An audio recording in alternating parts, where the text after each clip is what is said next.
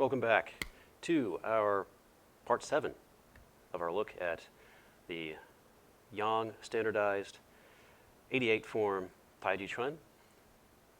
We have gotten through this is effectively approaching almost the very end of the first section of the form, which is the shortest, but still an accomplishment. Not quite at the very end. There's one more move for that, and we'll give that its due in the next piece. But for now, we're just approaching the end, and we're doing the last couple of movements. So, like we always do, we will start off looking at it on the floor, and then come back here against the wall, and break it down for more critical analysis. These forms are, as we call them, box bridge of nose, cover punch, and 6 ceiling 4 closing.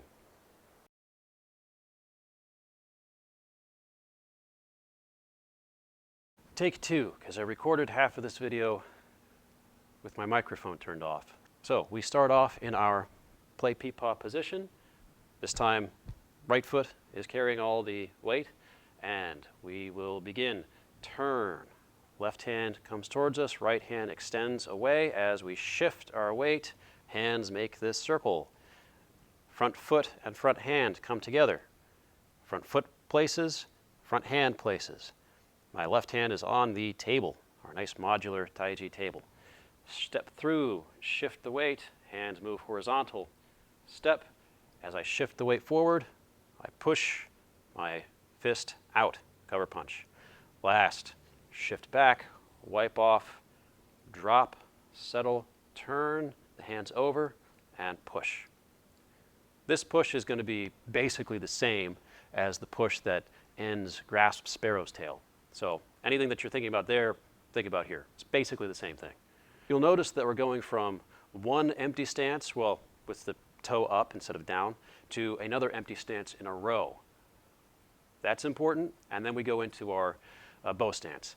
The stepping should already be pretty familiar. We covered stepping forward last time in brush knee.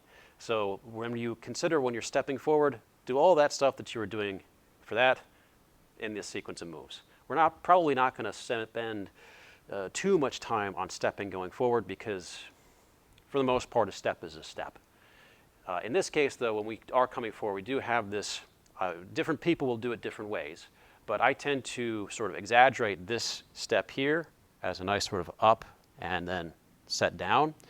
Only because I want it to match what the front hand is doing, and I want to prompt myself to remind myself that just as I'm compressing and contracting up in through the lower core in order to pull this arm in as I coil, I want that contraction to also be pulling in my leg in order to make that step happen. Every step in Taiji should kind of be doing that process, but there are some steps where you can emphasize it a bit more just to get a bit more training out of it that way. Now this is the first time that we have actually skipped moves, because you'll recall the last move that we did was brush knee. And I was considering doing a piece on the following 2 moves after that. There are some slight differences with those compared to how they're done the first time in the form, but their differences are not enough, I thought, to justify an entire piece all by itself. Now, with that in mind, we can look at the legs, the feet and the legs. Just like we focused on with our bow stance talk last time, when we are in a bow stance, we want to remember that we have our, we're standing on train tracks, right? We have our left foot on the left track and our right foot on the right track. The same is true for the empty stances. Now these aren't typical empty stances where the toe is only piece that's touching. It's instead the heel that's touching, but the same principles all apply for the rest of the body. So we still have all of our weight on the back leg, and the front leg is only touching the ground, relaxed, but it's really only touching the ground. So we're effectively single weighted for the whole move, whole posture. As we turn and rotate, we will then shift our weight forward and then go into another empty stance the same way, just now on the opposite foot. You start on the right foot, then you shift forward, you're on the left foot, and the right foot is empty.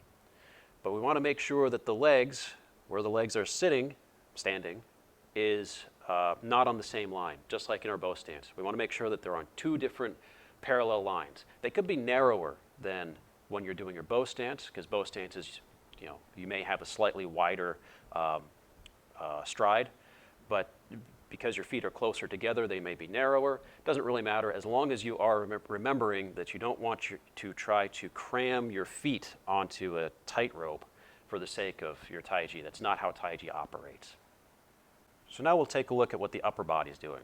And we're going to go kind of, for Taiji purposes, backwards, because we're going to start with the hands and then work our way back to what the core is doing, because we always start with the external explanation and then we get to the internal explanation afterwards. So that's kind of how we're doing it here. The hands, you can see, are starting off in a play peepaw position and then doing this rotation in front of us, off to the side a little bit vertically, all the way around to a boxing bridge of nose. That's the name of the move. You've got your bridge of nose and a box. As a little quiz or exercise, I'll give you something to look at and play with on your own. Let's go back and take a look at the first 8 of our 13 Taiji postures. Remember, the last 5 are directional or positional. The first 8 are ward off, roll back, press, push. Those are the first 3. And then the second 3, elbow, shoulder, or bump, file or split, depending on who you talk to, and pluck. So I want you to see if or where in box bridge of nose, this motion here, you can find splitting. I think it's there. I believe it's there.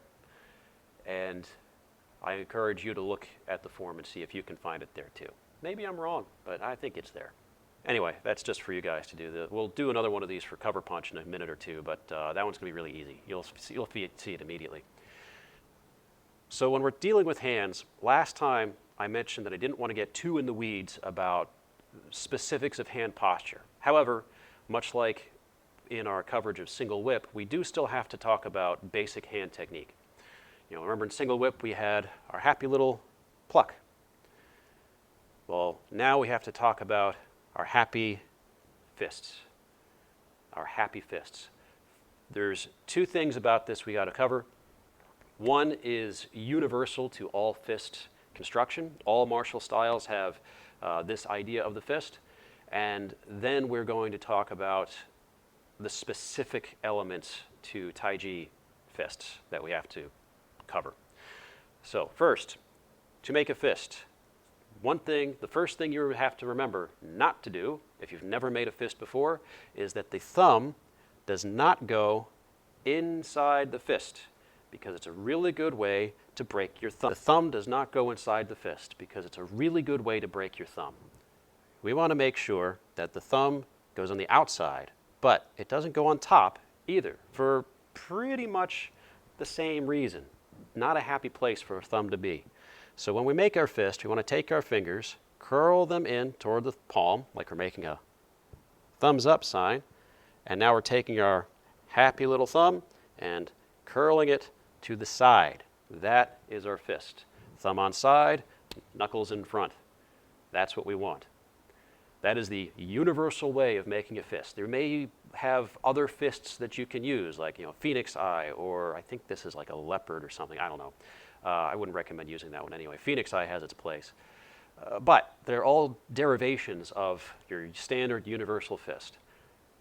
If you've never studied Taiji before, or any of the other internal martial arts, specifically of China, then you'll probably safely assume that when you make a fist, it should be tight. Not as tight as it possibly can be, because that's wasting energy, but it should be tight. It should be tensed, it should be good and strong, so that when you're launching it and making contact with something, it's going to deal the damage you want. You're taking this rather complicated collection of muscles and small bones and tissue and curling it up so it's a rock attached to a rod that's going to be dealing damage, right? Taiji says, relax. Taiji says, you have your universal fist, the same kind of fist, but now this is nice and relaxed. Counterintuitive. But we must remember one of the main aspects of Taiji martial theory which is it begins, the whole theory of Taiji begins on contact.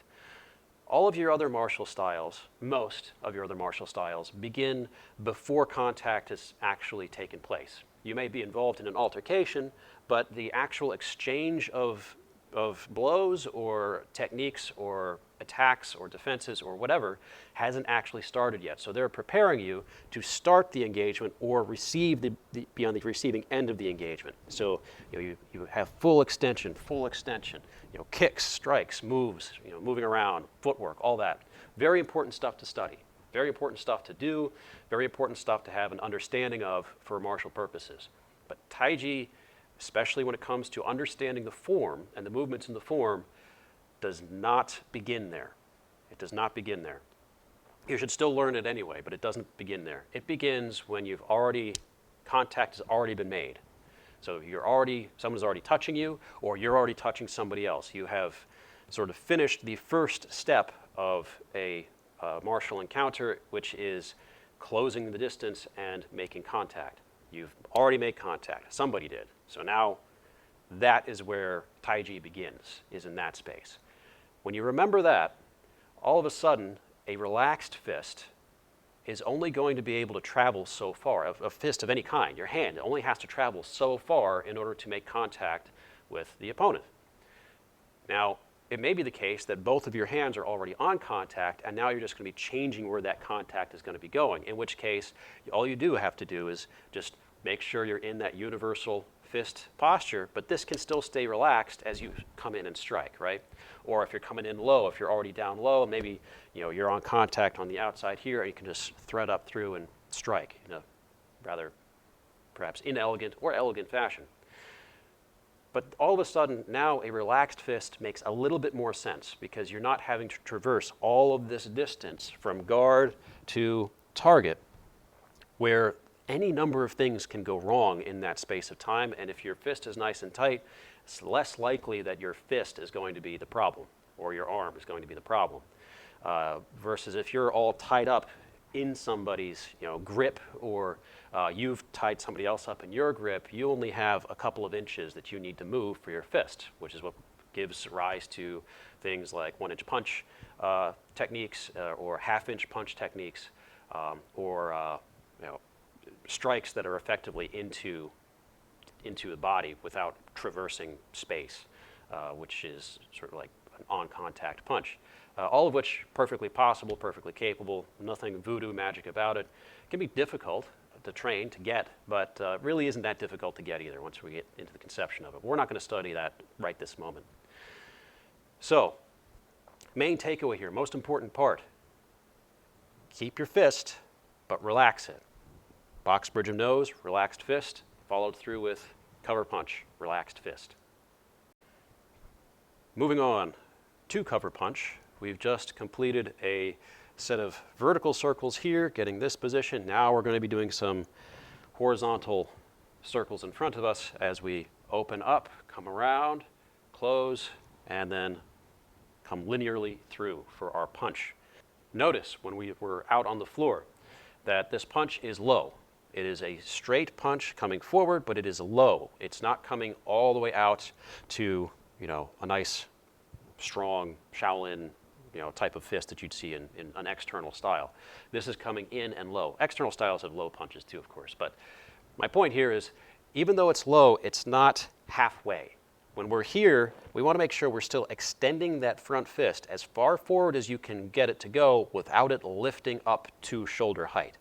So it's all the way forward. So this is still expanding, stretching, going forward as far as you can.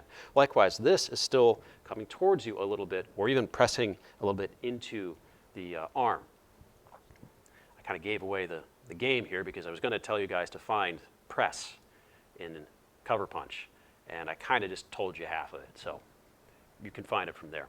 Anyway, just remember the method, like what is press actually supposed to be teaching? What is it actually explaining? It's not just this. What is the concept behind it?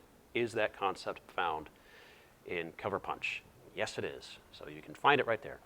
We've extended our punch forward. We've pulled this sort of towards ourselves, maintained our space. We're nice and full of structure.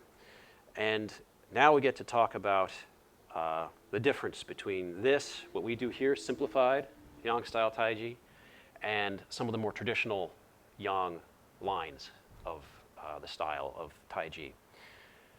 And that difference is Fa Jing. Simplified Taiji, simplified Yang does not have Fa Jing anywhere in the form. You can put it in if you want to. It looks funny when you do it, but you can do it. And the reason I bring this up is because cover punch is somewhat notoriously a move that you always do Fa Jing on. You do it, Chen, every Chen guy, got to do Fa Jing on cover punch. And I believe that, you should, depending on what you're training for. But it is definitely a move that one of the things you should be training is generation and application of Fa Jing. Yang, traditional Yang styles as well. Here's some of the lines that come through Yang Ban Ho, or the Guan Ping as well, I believe, has Fa Jing in it. They do a different form anyway. It's like a 64 movement form. But anyway, yeah, Fa Jing. Simplified Yang, zip, none, zero, no Fa Jing.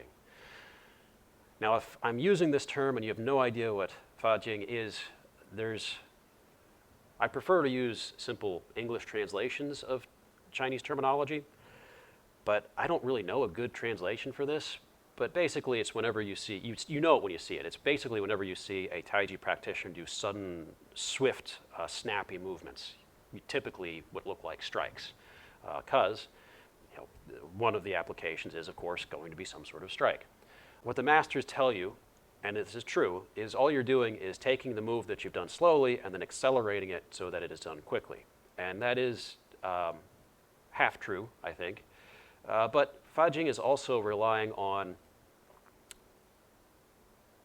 springiness in order to work. So it's not just relaxing your whole body and then jolting it and like flinging your arm out like a whip, right? A whip stings. A piston goes through you. You want the second one. So how do you do that? I'll tell you now, but we're not going to focus on it because that's not the topic of the video. Generation of internal torsion that you then release in time with your breath, and the system moves like a rubber band has suddenly been let go. That's what you want. Now, both of these topics have been a good setup for one other thing I've wanted to mention so far, and we're at a good place to look at it. So we have box bridge of nose, we have cover punch, and then we have six sealing for closing at the end. But these first two pieces very obviously look like strikes, and that's because they are. But we're not getting into martial applications in this series of videos. That's a very deliberate choice. And the reason is because, in theory, all of the moves in this form, all of the moves in theory of any Taiji form, should have at least 3 applications to them. You should be able to find a strike, you should be able to find a seizing and controlling, or joint lock, a Qinna move, and you should be able to find a throw. Throw being, simplistically speaking, a trip, or something in which you are flinging the body, the opponent, onto the ground, and you remain standing. That's kind of the key here. You don't want to go to the ground yourself. You want them to, and you stay upright. So there should always be in every move a strike, a joint lock, or something similar, and a throw. Often you will have 2 at the same time or 3 at the same time.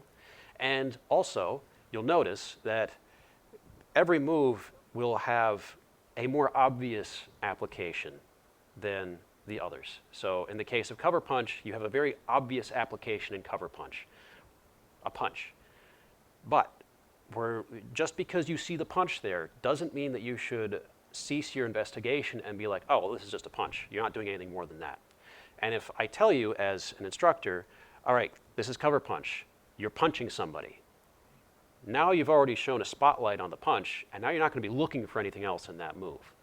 The move does have other stuff going on. You can find the joint lock, you can find the throw on your own. Feel free to, actually. You can also find other strikes in it that aren't just the punch. But we're not getting into martial applications for this series of videos for that reason. I don't want you to myopically hone in on just one thing the move is doing and then lose sight of everything else. I mentioned that last time, so keep that in mind here as well.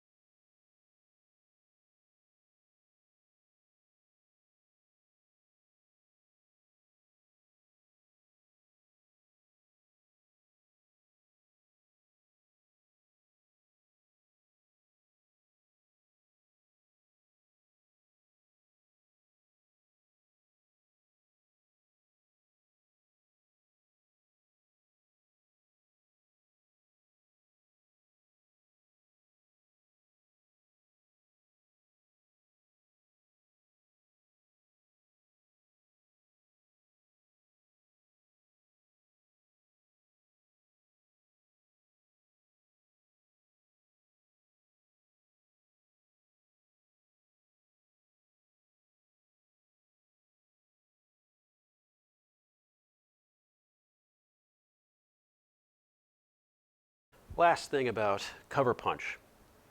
We want to be punching from your core. You want the core to be driving the punch.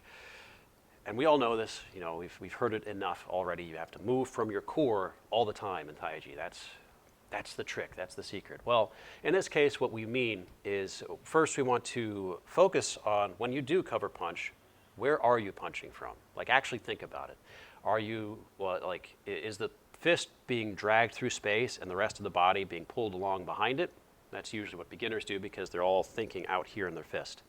Or have you sort of figured out, no, that's not how that should be done, so you're sort of expanding a bit through the arm, and you feel like you're expanding through the core, but what you're doing here is come around and boom. You see, I'm punching from the shoulder in this case. So it's like, get out and then punch from the shoulder. Cool. No, not good enough. You want to come around, settle, and then punch from the core. It's expanding through the core. That. The shoulder is active. You are using the shoulder, but you still want to make sure that the shoulder is not what's driving the force forward. It's going to be expanding through the back, compressing and expanding sort of at the same time a little bit through the core to make the core just expand, pushing that arm forward until it can't go any further forward. So we've already covered that we want to make sure that it's as far forward as it can go, but that's being driven by the core, always by the core. It's not just that you're moving your core back and forth between your two legs as you're shifting your weight.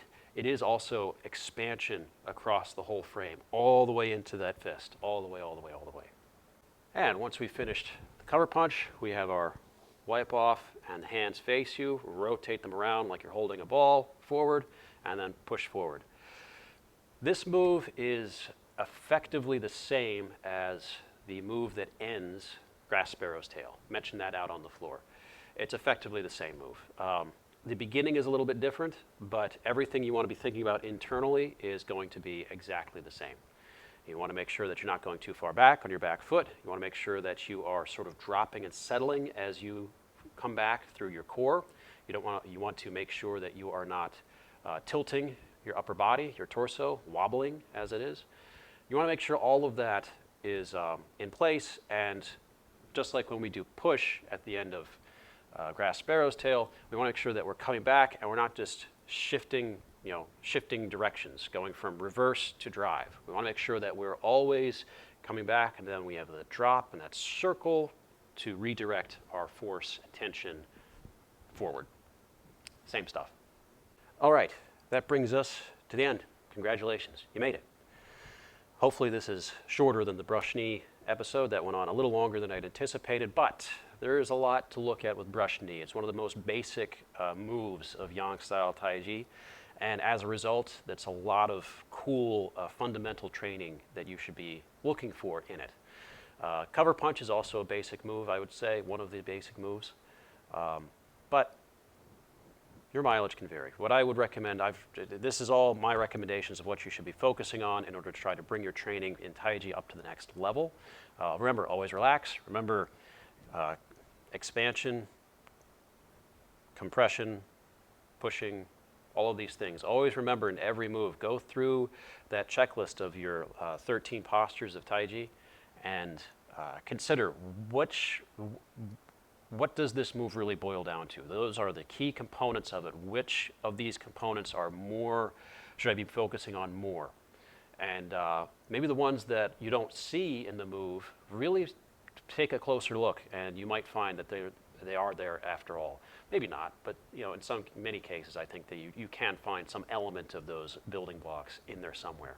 So if you're still here and you've listened this far and watched this far, I want to thank you for watching.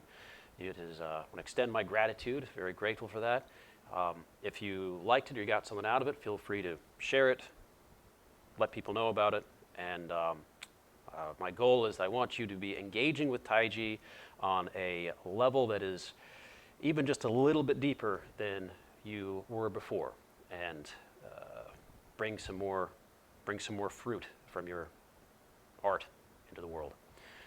As I mentioned before, and every time, this is no substitute for true training and instruction under a flesh and blood instructor. If you are local and you're interested, feel free to check out our studio here in bucolic Glen Burnie, Maryland. If you're not local, find somebody good. And that's it. That's all I got for you.